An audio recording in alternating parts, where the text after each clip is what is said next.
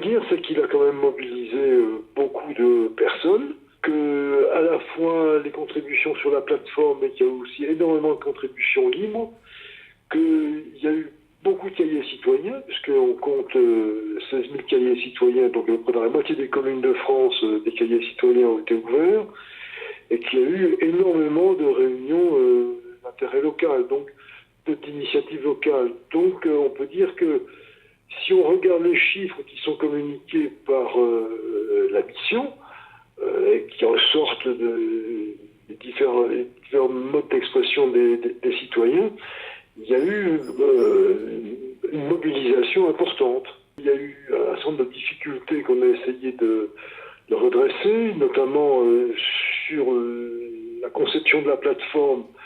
qui était une conception un peu trop orientée sur des questions posées, alors qu'on aurait souhaité plus d'interactivité et plus de liberté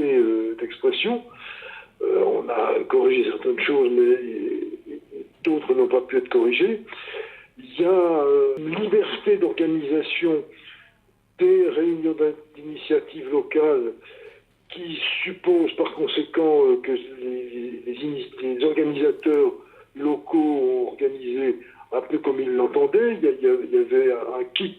d'organisation qui était proposé sur la plateforme, mais il était plus ou moins suivi, de sorte que cette liberté conduit à des diverses formes d'organisation du débat dans ces réunions d'intérêt local, ce qui fait que le produit est quand même un peu hétérogène. Et puis on a signalé lors de la conférence du point presse l'intervention des services publics, enfin des autorités publiques dans le débat par des divers moyens de communication, et on a attiré l'attention sur la difficulté que ça pouvait donner lieu en termes de neutralité du débat, enfin d'impression de neutralité du débat. Dans la communication publique, on a pu comprendre que c'était difficile